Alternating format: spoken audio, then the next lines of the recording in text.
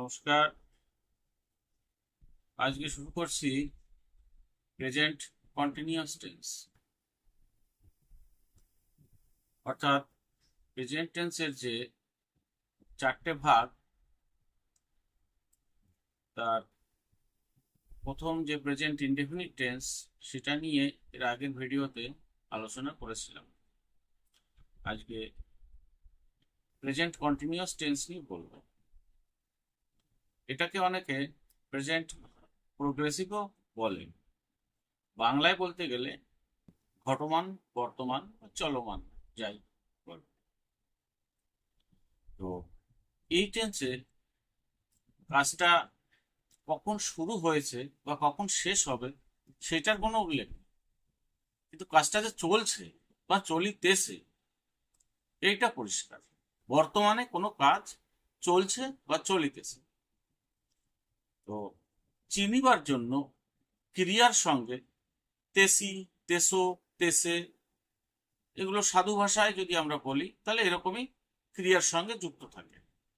তো আমি যদি বলি আমি ভাত খাইতেছি বা খাচ্ছি, সাধু ভাষায় খাইতেছি, তো ক্রিয়ার সঙ্গে কি যুক্ত আছে? তেসি। তুমি বই পড়িতেছো, এখানে ক্রিয়ার সঙ্গে তেসো। তাহারা গান গাইতেছে, এরকম তেসি, তেসো, তেসে ইত্যাদি ক্রিয়ার সঙ্গে যুক্ত থাকে। এরকম হলে আমরা সেটাকে ধরে নেব প্রেজেন্ট কন্টিনিউয়াস টেন্স। যদি কবিতার ছন্দে বলা হয় তাহলে ব্যাপারটা এরকম আসে, তেসি, তেসো, তেসে যদি ক্রিয়ার শেষে রয় প্রেজেন্ট কন্টিনিউয়াস টেন্স জানিবে নিশ্চয়। এইবার এটা আমরা যখন বুঝে গেলাম যে এটা প্রেজেন্ট কন্টিনিউয়াস টেন্স, তাহলে গঠন প্রণালীটা কিভাবে করব, অর্থাৎ বাংলা থেকে ইংরেজি ট্রান্সলেশন কিভাবে করব, সেই গঠন প্রণালীটা এবার দেখে নিই। এই টেন্সটা খুবই সোজা।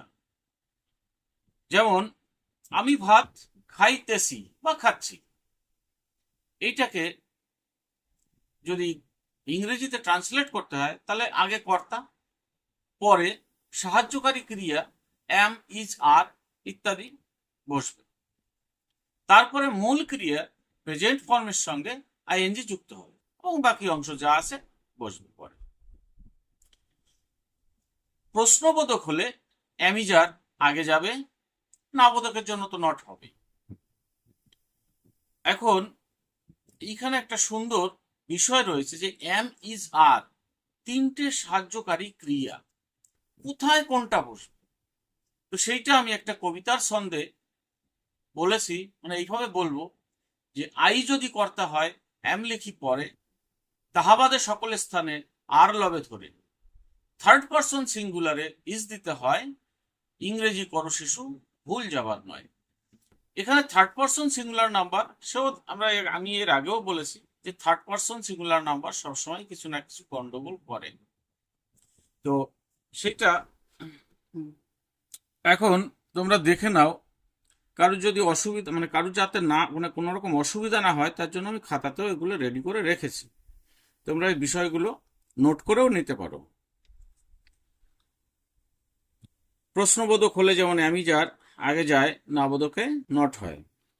অ্যামিজারের ব্যবহারের জন্য যে কবিতার মতো আমি লিখে রেখেছি সেটা এরকম, আই যদি কর্তা হয় অ্যাম লিখি পরে, তাহাবাদে সকল স্থানে আর লবে ধরে।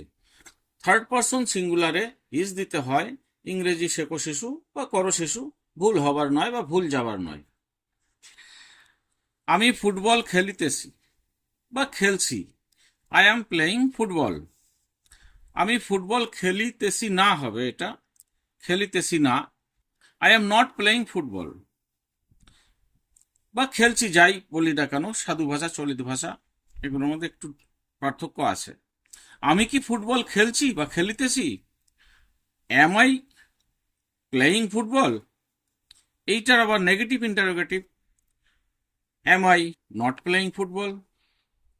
ঠিক এইভাবে অনেক উদাহরণ তোমরা আরো দেখে নিতে পারো। কয়েকটা উদাহরণ আমি এখানে করে রেখেছি।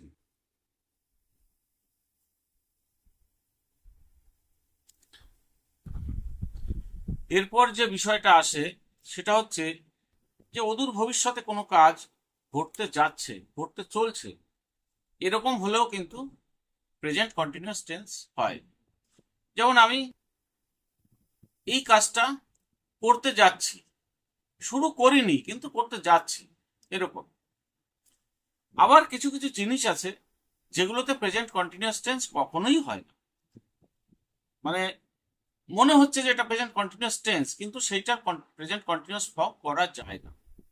তো এরকম কিছু বিষয় আছে, যেমন ভার্ব অফ সেন্স, মানে ইন্দ্রিয় দিয়ে যে বিষয়গুলো আমরা অনুভব করি, চোখ দিয়ে দেখি, সি, এটা প্রেজেন্ট কন্টিনিউয়াস টেন্সে আমরা করি না। এরকম অনেক বিষয় আছে, হেয়ার, তো টাচ, রিমেম্বার, নোটিস, এরকম অনেক কিছু ভার্ব আছে যেগুলো আমরা ইন্দ্রিয় দিয়ে অনুভব করি, চক্ষু, কর্ণ, জিহ্বা, নাসিকা, ত্বক, যাই হোক, এগুলো দিয়ে আমরা অনুভব করি। সেই সব ইন্দ্রিয় গ্রাহ্য ভার্বগুলো আমরা সাধারণত প্রেজেন্ট কন্টিনিউয়াস টেন্স করি না। আরো কিছু বিষয় আছে, যেমন আবেগপূর্ণ বিষয়, যেমন care, hate, I am hating, এ বলা যায়। তারপর লাইক বা ডিসলাইক, আই এম লাইকিং, এরকম বলা যায় না, আমরা বলি না, এগুলো প্রেজেন্ট কন্টিনিউয়াস টেন্স আমরা করি না। তারপরে যদি বলি চিন্তামূলক বিষয়, ভার্ব অফ থিঙ্কিং, যেমন এক্সপেক্ট, রিয়েলাইজ, সাপোজ, বিলিভ, এগুলো আমরা প্রেজেন্ট কন্টিনিউয়াস টেন্স করি না। এরকম বিস্তারিত অনেক বিষয় আছে। তো বেসিক যে বিষয়গুলো সেইগুলোর প্রতি আমি জোর দিয়েছি, সেইগুলোই তোমরা জেনে রাখো। আর কিছু টাস্ক এর আগের ভিডিওতে আমি বলেছিলাম, যাই হোক, হয়তো কেউ এখনো, যেসব ছেলেমেয়েরা এই ভিডিওগুলো দেখছো বা শেখার চেষ্টা করছো, তাদের আমি বলবো যে আমি কয়েকটা ট্রান্সলেশন করতে দেব, আমাকে কমেন্ট করে জানিও, তাহলে আমারও ভালো লাগবে। যেমন আমি একটি চিঠি লিখিতেছি, এর ট্রান্সলেশন করবে, এই দিয়ে 4টে করবে কোন। যেমন আমি একটি চিঠি লিখিতেছি, আমি একটি চিঠি লিখিতেছি না, আমি কি একটি চিঠি লিখিতেছি, আমি কি একটি চিঠি লিখিতেছি না। ঠিক, তুমি বাজারে যাইতেছ, এটা দিয়েও 4টে এই রূপে। সে ভাত খাইতেছে, এটাও 4টে করবে। তাহারা একটি গান গাইতেছে, এটার 4টে। তরুণ একটি বই পড়িতেছে। খুব সহজ সরল ভাষায় এই ট্রান্সলেশন গুলো করবে। 4টে 5টা আছে এখানে, প্রত্যেকটা যদি 4টে করি টোটাল 20টা হবে। 20খানা ট্রান্সলেশন বাংলায়, তার ইংরেজি কিভাবে ট্রান্সলেট করলে